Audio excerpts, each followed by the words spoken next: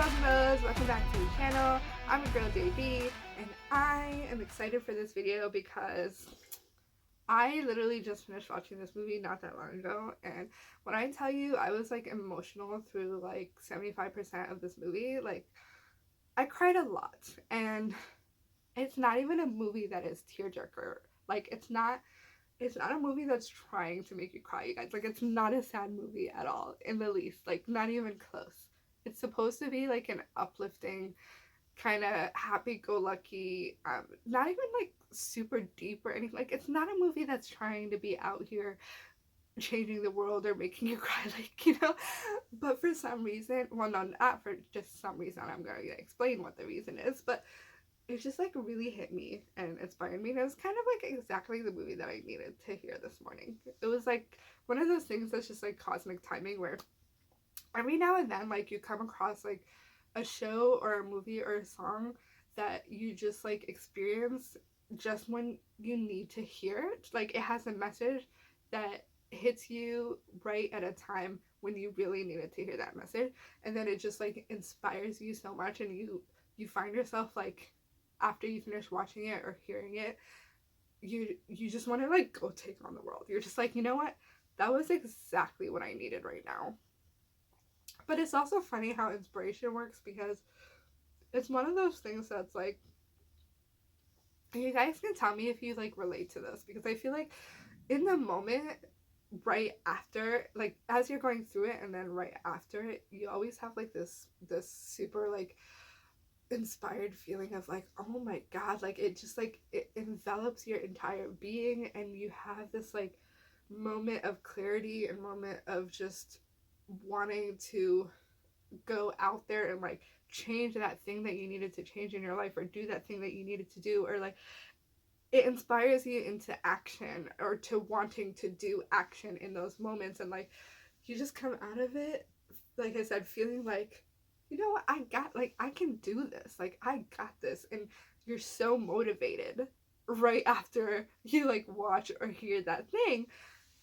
But then let's be honest, like time goes by, and next thing you know, like an hour later, all of those feelings have kind of like faded back into the background, and all of the things that feeling suppressed start coming back out.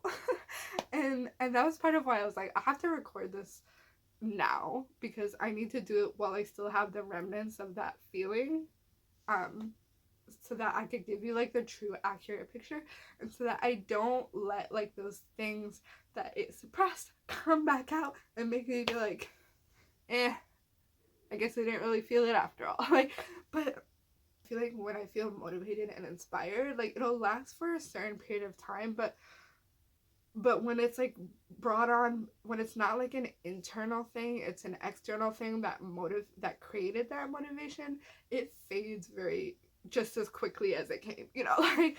And so it sucks, because like right afterwards I'll be like, oh my god, like that's just what I needed to hear. Now I'm going to have the most successful day ever, because I'm just going to go out there and be totally fearless and take on the world and do all these things I really wanted to do, because I'm so inspired right now. And then an hour later, I'm like, that inspiration has like faded, and I'm all of like my fears and insecurities and all the things that kind of prevent us from doing the things we want to do have kind of bubbled back up to the surface. And then I become uncertain and unsure again, and I'm like, god dang it, like I couldn't like hold on to that feeling, and now I'm afraid that I'm just gonna go right back into my routine. And that's a problem with like routines and with like habits, and because when we've been doing something for so long and feeling a certain way for so long, like it becomes a habit. And so it's not that easy to just get rid of it. Like, even if you have those moments of inspiration, at the end of the day, like your default mode that you go back to is the mode that you were in before. And if that mode was to be like doing stuff that you didn't want to be doing, you're kind of gonna end up going back to that default mode, unless you put in the active work to create the change, which I'm really trying very hard to do. And I'm going to try to keep this feeling going. I'm going to try to keep this movie on my mind, and to ride on the high of that movie for as long as I possibly can, which is why I was like, I need to put it out video, like do it now. Get these videos out now before all of the things that prevent me and scare me and it just like come crashing back. So before I, go into like this long rant about my mental health and personal life, let's do what this video is actually about, which is reviewing the movie. So the movie is called The F-It List, right? Now, I'm not going to completely spoil the entire plot of the movie because I really do want people to go watch this movie.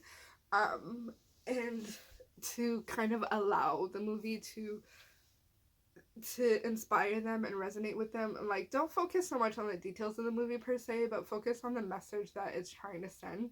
And hopefully it can be an inspiration to others as well as me, and it'll inspire them to go do the thing that they've been afraid to do, because that is really what the movie's about. So I'm going to start with like the plot, and then I'll get into the core message of the movie. So the plot, which you could find out easily from just like Googling it or from watching the trailer, essentially there's this kid who is graduating, and he has spent his entire life basically working to get into a great Ivy League school. Like, that was his parents' entire goal for him. He spent 18 years of his life following this very carefully crafted plan that his parents came up with. Every single thing that he did was controlled by their desire for him to get into an Ivy League, which even meant him participating in like extracurriculars and stuff that he hated and didn't want anything to do with, and it prevented him from doing the things that he actually did want to do. So he ends up doing that, and he does get into every single Ivy League school except Harvard, and his parents are over the moon about it, and it seems like everything is just kind of going his way until something happens that kind of literally blows everything up, because he and his friends come up with like this grand scheme senior prank, as seniors do, and he is convinced to kind of go to the senior prank, even though he didn't have anything to do with the planning or the process or the execution of said prank. But he decides to go there just to like be with his friends, because his friend told him, you know what, like, F it, like, you've already accomplished your goal at this point. Like, he already got into all the schools that he wanted to get into. So they're like, this is your chance to just like let loose, have fun, like, you haven't let yourself just enjoy yourself for 18 years. This is your chance. So he goes, and unfortunately the senior prank goes horribly awry, and I mean horribly. And unfortunately he's the only kid that gets caught on security cameras, so he's the only one that they knew was involved. And he, of course, being the good friend that he is, he decides to cover for his friends and claim that he worked alone, even though it's very obvious that he didn't. But they don't know who else was involved, and he refuses to give any names. So he ends up carrying the full responsibility of the prank, even though he had nothing to do with the prank. So this is one of my kind of pet peeves about this movie that really annoyed me. I know they kind of had to do it that way to set up the story to be what it was. Like, the whole point was that prank ends up destroying his life, because he goes from having gotten into all the Ivy Leagues to immediately having all of those acceptances taken back. So my pet peeve with this is, like, again, I'm not spoiling what happened, but like, what happened was, I kind of like gave a hint at what happens, and you kind of see it in the trailer too. But the problem is that it really bugged me that he carried the burden of responsibility when he literally had nothing to do with the prank. Like, the fact that this completely like derailed his entire life, and the fact that his friends just sat back and kind of let that happen, knowing that it was their fault and not his, like, that just really rubbed me the wrong way. Like, I get that he was being a good friend, and they like kind of showed his friends being like, oh, you don't have to do that, and like, that they said certain things here and there where they showed that they felt bad. But to me, it's like, what kind of group of friends like would let their friend take the fall for something that they did. Even if like, I don't know, it just really bugged me because I was like, there could have been a way for him to get out of all that if his classmates had all banded together and all just like come forward and been like, hey, we were all involved in this prank, and so if there's any responsibility, it's a collective responsibility, so it wouldn't be fair to punish just one person. And ultimately, like, you know, like, get the entire senior class together and be like, hey, it was a senior prank, so if anything, either punish all of us or punish none of us. And at the end of the day, what's the school gonna do? Like, it's not like the school can expel all of its seniors. Like, it's not like they could just be like, oh, guess we're not having a graduating class this year. So yeah, I was just kind of irritated that his friends and classmates didn't band together in order to protect him, because I feel like that's what good friends would have done.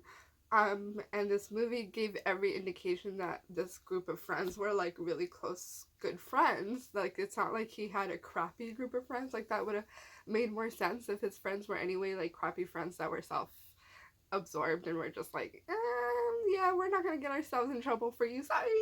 But this wasn't a case where it felt like they were there for each other. Like, stuff happens throughout the movie that very much showcases like the close nature of their friend group. So from that lens, you're just like, I don't really appreciate the fact that they kind of hung him out to dry. But I get that just in terms of plot devices, like, they kind of had to set it up in a way where he was the only one taking the fall, because that lends itself to what the story was about. If his friends had just bailed him out of trouble, then there wouldn't be a story. So I do get that, but that was just like a little thing that kind of irritated me a little bit. The only other thing that also like didn't irritate me, but I just found kind of weird, was just his parents, for a story that was actually rather serious in terms of like what was happening.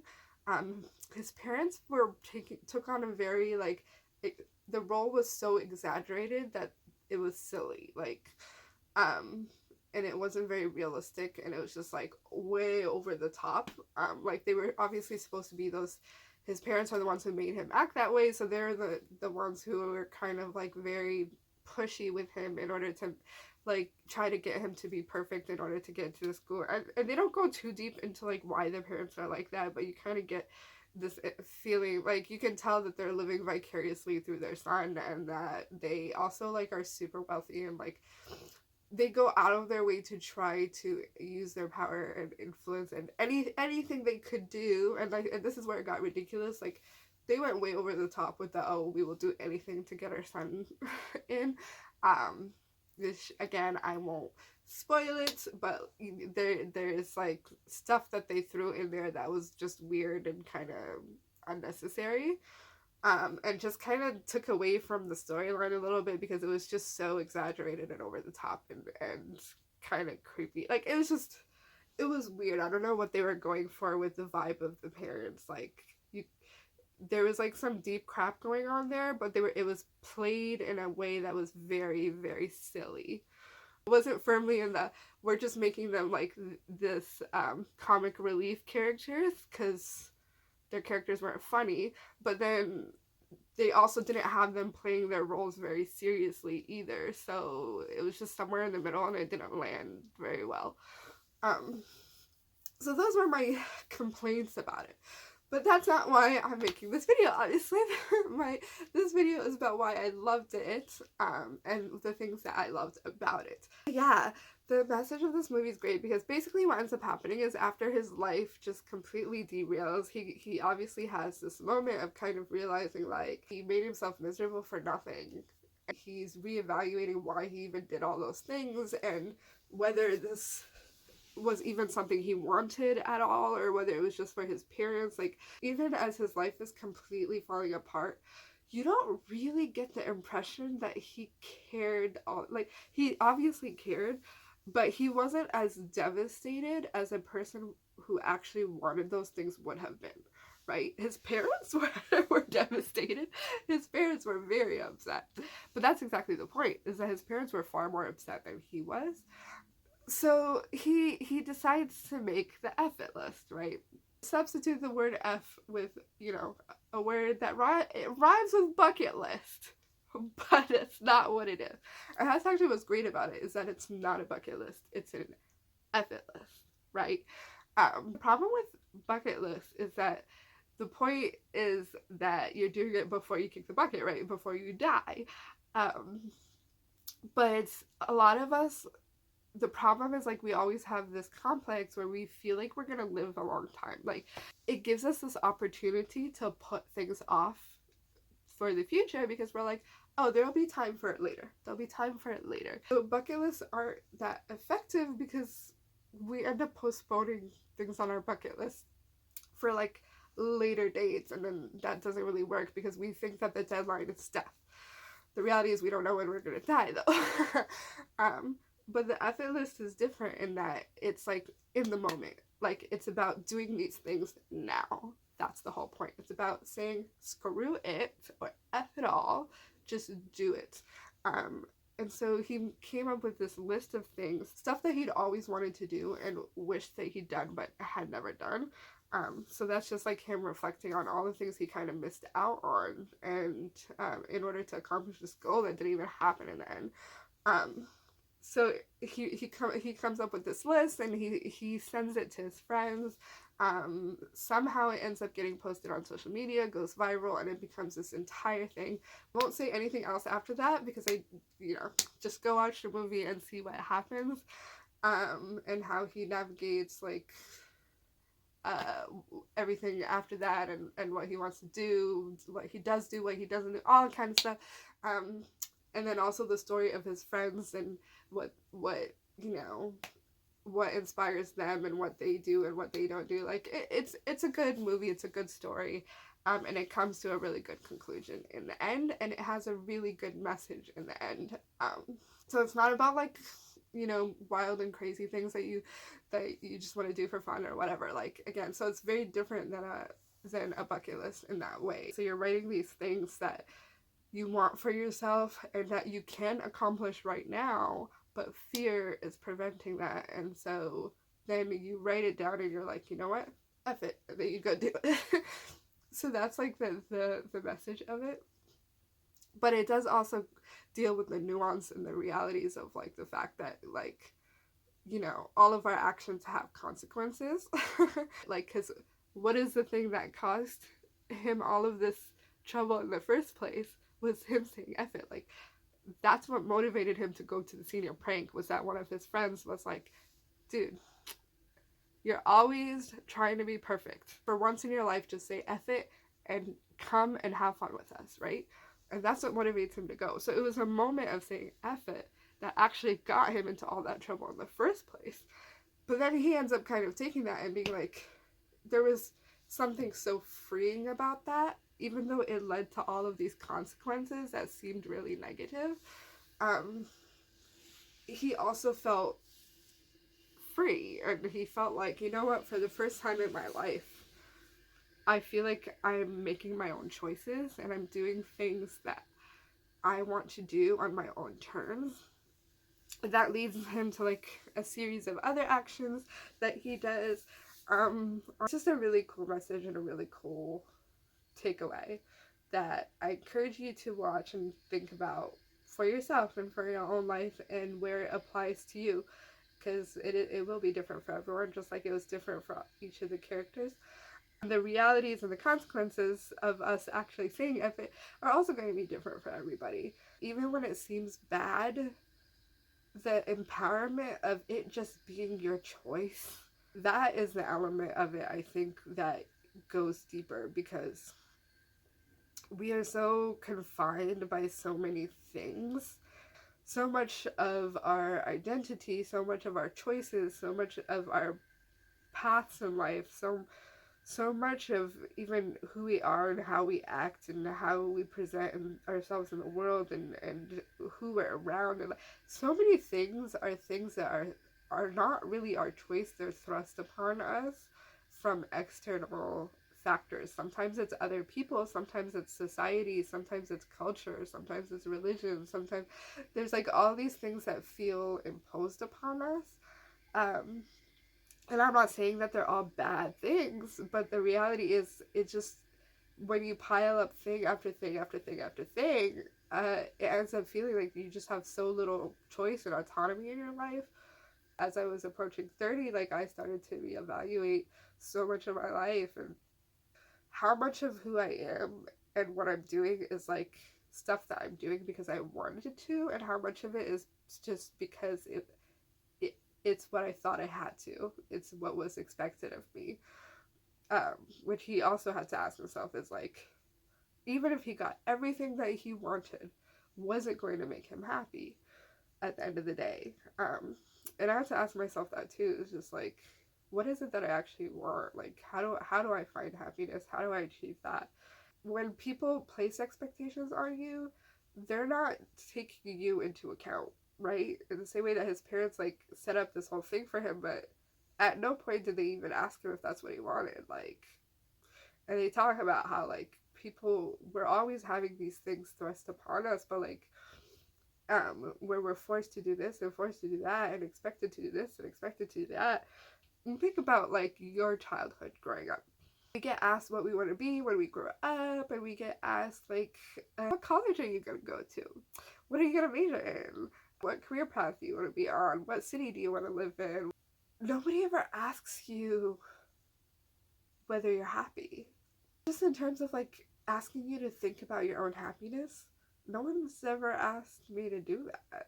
So it's not really something I guess I thought about. I've been asked if I'm depressed.